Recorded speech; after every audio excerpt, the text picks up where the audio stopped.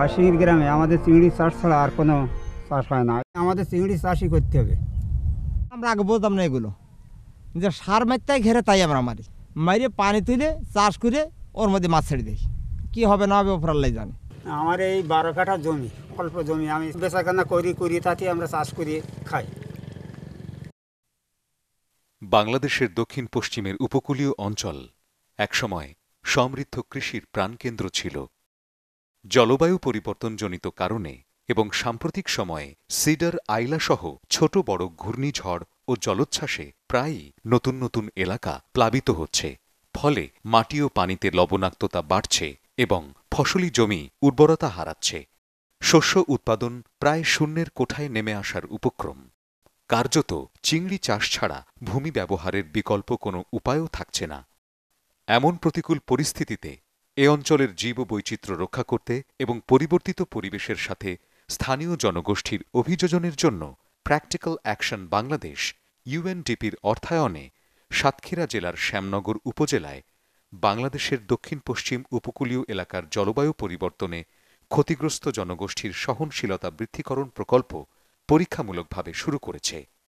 আমরা যে প্রজেক্টে কাজ করছি এটা climate change adaptation biodiversity project. এটা আমাদের আটুলিয়া ইউনিয়নের 4টি গ্রাম, উত্তর আটুলিয়া, বয়ারসিং, বড় কুপুট, ছোট কুপুট, এই 4টি গ্রামে আমরা কাজ করতেছি। আমাদের কাজের মধ্য দিয়ে প্রথম একটা ইন্টারভেনশন হচ্ছে, যারা নদীতে পোনা সংগ্রহ করে তাদেরকে সরিয়ে এনে একটা আয় বৃদ্ধিমূলক কাজে সহযোগিতা করা।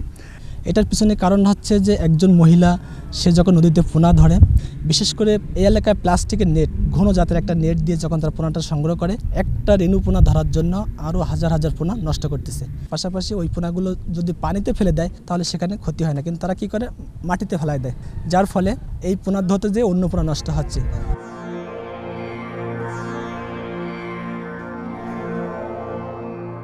বায়োডাইভার্সিটি দিকে চিন্তা করে আমরা চিন্তা করতেছি যে এবছর কিছু মহিলা নদী থেকে উঠিয়ে এনে একটা আয় বৃদ্ধিমূলক কাজে নিয়ে আসবো। আগে নদীতে মাছের পোনা ধরতে গিয়ে হয়তো আমাদের ঘা পাছড়া বিভিন্ন ধরনের অসুবিধা ছিল, এবং আমরা জানি যে পোনা ধরতে গেলে অনেক মাছের ক্ষতি হয়। আমাদের কোনো উপায় ছিল না, যেহেতু আমাদের সংসার ওর উপরে ছিল। প্র্যাকটিক্যাল অ্যাকশন বাংলাদেশ ইউএনডিপি তাদের সহযোগিতায় আমি দর্জির কাজ করছি। তারা আমার সিট কাপড়ের একটা আর্থিক সহযোগিতা দিয়েছেন। সাপোর্টটা দেওয়ার পরে আমি এখন নদীতে মাছের পোনা ধরতে যাই না। এরকম সাপোর্ট যদি আরও অন্য সবাইকে দেন তাহলে সবাই আরও এরকমভাবে নদীতে পোনা ধরতে যাবে না।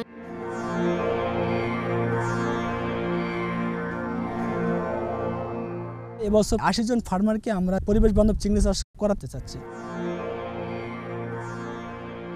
প্র্যাকটিক্যাল অ্যাকশন আলারা বলল যে নদীর পোনা বলো ঘেরে দেওয়া যাবে না, সেই জন্য আমরা দিচ্ছি না, ছাঁচারি পোনা দিই। ওনারা এসে আমাদের শাসন দিয়েছে, প্রতি মাসে মাসে এসে মিটিং করতেছে এবং মাঝে মাঝে মাসে মাসে এসে আমাদের পানি চেক করতেছে।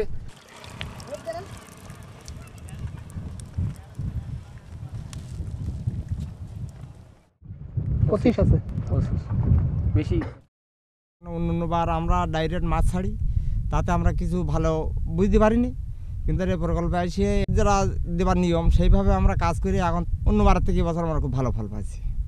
আমাদের কাছে আবার বাইরের যারা না করিনি, যার ঘেরে আপনারা নেননি, তারা এসে আবার আমাদের কাছে সাজেশন নিয়ে যাচ্ছে যে আপনারা কীভাবে করতেছেন। আমরা সেইভাবে তাদের কাছে সাজেশন দিচ্ছি।